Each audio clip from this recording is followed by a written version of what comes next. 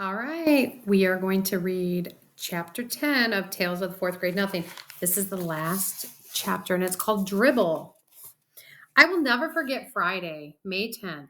It's it's the most important day of my life. It didn't start out that way. It started out ordinary. I went to school, I ate my lunch, I had gym, and then I walked home from school with Jimmy Fargo. We planned to meet at our special rock in the park as soon as we changed our clothes. In the elevator, I told Henry I was glad summer was coming. Henry said he was too. When I got out at my floor, I walked down the hall and opened the door to my apartment. I took off my jacket and hung it in the closet. I put my books on the hall table next to my mother's purse. I went straight to my room to change my clothes and to check Dribble. The first thing I noticed was my chain latch. It was unhooked. My bedroom door was open. And there was a chair smacked in the middle of my doorway. I nearly tumbled over it. I ran to my dresser to check Dribble. He wasn't there. His bowl with the rocks and water was there, but Dribble was gone. I got really scared. I thought maybe he died while I was at school and I didn't know about it. So I rushed into the kitchen and hollered, "Mom, where's Dribble?" My mother was baking something. My brother sat on the kitchen floor, banging pots and pans together. "Be quiet," I yelled at Fudge. "I can't hear anything with all that noise."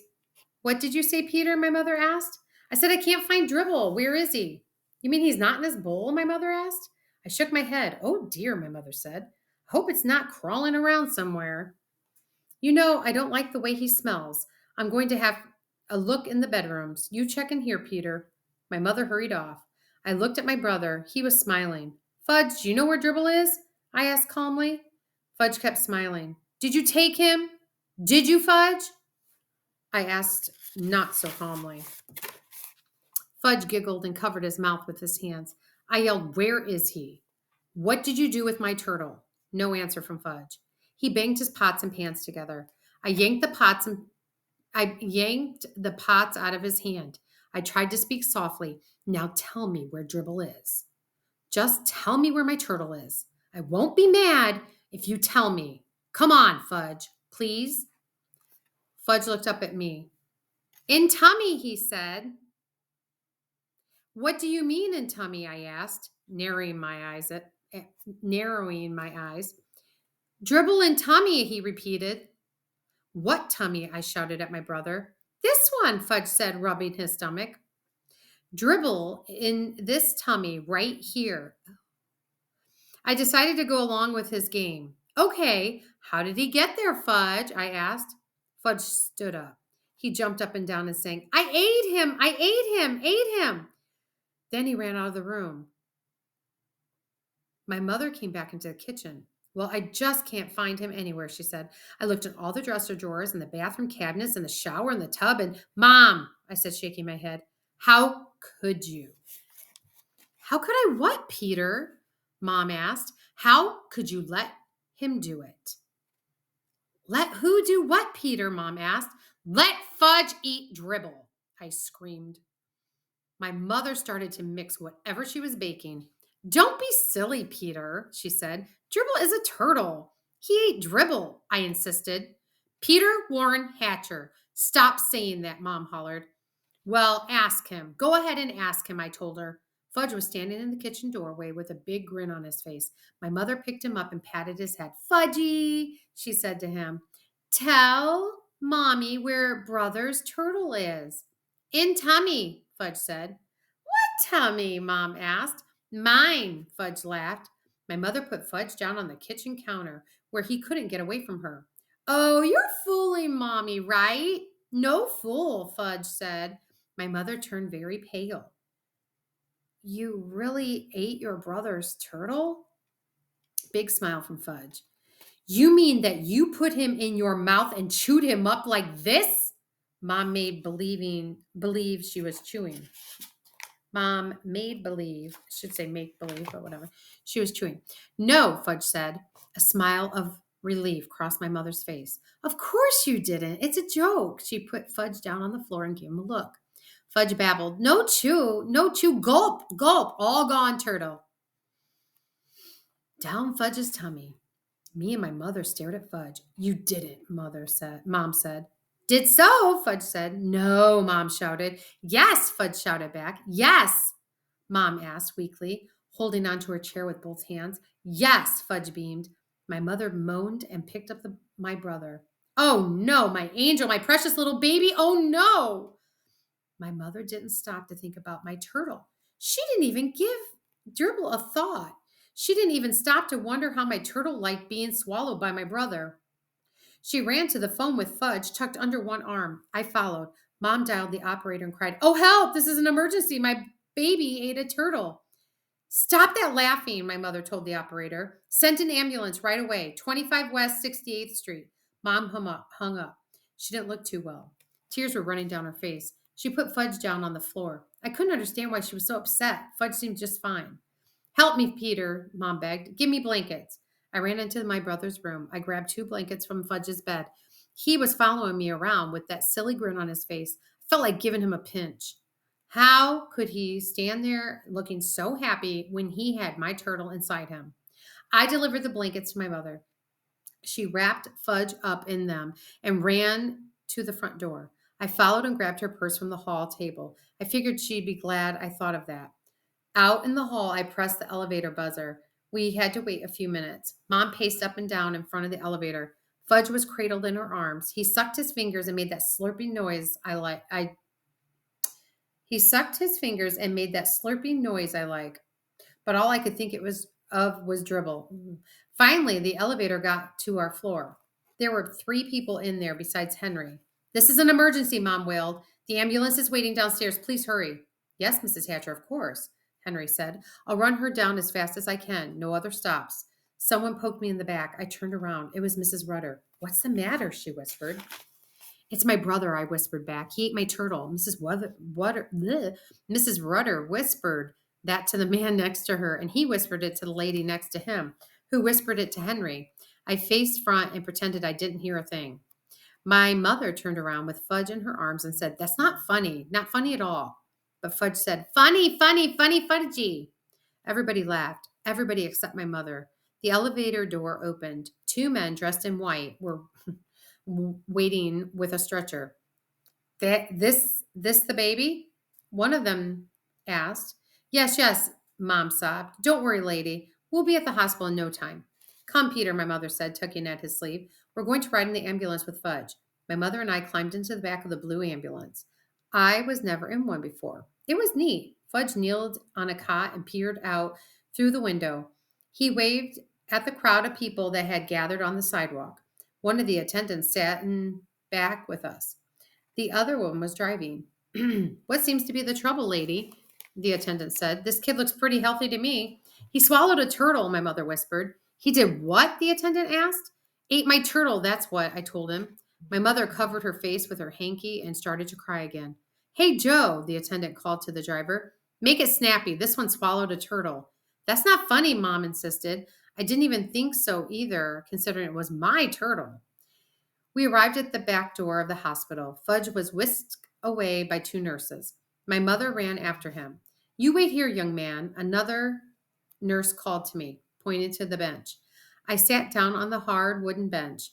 I didn't have anything to do. There wasn't any books or magazines spread out like when I go to Dr. Cohn's office. So I watched the clock and read all the signs on the walls. I found out I was in the emergency section of the hospital. After a while, the nurse came back. She gave me some papers and crayons. "And here you go. Here you are. Be a good boy and draw some pictures. Your mother will be out soon." I wonder if she knew about Dribble, and that's why she was trying to be so nice. I didn't feel like drawing any pictures. I wondered what they were doing with Fudge in there. Maybe he wasn't such a bad little guy after all. I remember that Jimmy Fargo's little cousin once swallowed the most valuable rock from Jimmy's collection, and my mother told him that when I was a little kid, I swallowed a quarter. Still, a quarter is not like a turtle. I watched the clock on the wall for an hour and 10 minutes. When a door opened and my mother stepped out with Dr. Cohn, I was surprised to see him. I didn't know he worked in the hospital. "Hello, Peter," he said. "Hello," Dr. Cohn said. "Did you get my turtle?" "Not yet, Peter," he said, "but I have something to show you. Here are some x-rays of your brother." I studied the x-rays as Dr. Cohn pointed out to me. "You see," he said, "there's your turtle right there." I looked hard. Will Dribble be in there forever? I asked. No, definitely not. We'll get him out. We gave Fudge some medicine already. That should do the trick nicely. What kind of medicine? I asked. What trick? Castor oil, Peter, my mother said. Fudge took castor oil and milk of magnesia and prune juice too. Wow. Lots of that. All those things will help to get Dribble out of Fudge's tummy. We just have to wait, Dr. Cohn said. Probably until tomorrow, the day after. Fudge will have to spend the night here, but I don't think he's going to be swallowing anything that he isn't supposed to swallow from now on. How about Dribble? I asked. Will Dribble be all right? My mother said to Dr. Cohn. My mother and Dr. Cohn looked at each other. I knew the answer before he shook his head and said, I think you have to get a new turtle, Peter. I don't want a new turtle, I said. Tears came to my eyes. I was embarrassed and wiped them away with the back of my hand. Then my nose started to run and I had to sniffle. I want Dribble, I said. That's the only turtle I want. My mother took me home in a taxi. She told me that my father was on his way to the hospital to be with Fudge. When we got home, she made me lamb chops for dinner, but I wasn't very hungry. My father came home late that night. I was still up. My father looked gloomy. He whispered to my mother, Not yet, nothing yet. The next day was Saturday, no school. I spent the whole day in the hospital waiting room. There were plenty of people walking around, and magazines and books too. It wasn't like the hard bench in the emergency hallway. It was more like a living room. I told everybody that my brother ate my turtle. They looked at me kind of funny, but nobody ever said they were sorry to hear about the turtle. Never once. My mother joined me for supper in the hospital coffee shop. I ordered a hamburger, but I left most of it because right in the middle of supper, my mother told me that if the medicine didn't work soon, Fudge may have to have an operation to get Dribble out of him. My mother didn't eat anything. That night, my grandmother came to stay with me. My mother and father stayed at the hospital with Fudge. Things were pretty dreary at home. Every hour the phone rang. It was my mother calling from the hospital with a report. Not yet, I see, Grandma replied. Nothing yet happening. I was miserable. I was lonely. Grandma didn't notice. I even missed Fudge banging his pots and pans together. In the middle of the night, the phone rang again. I woke up and I crept into the hallway to hear what was going on. Grandma shouted, Whoopee!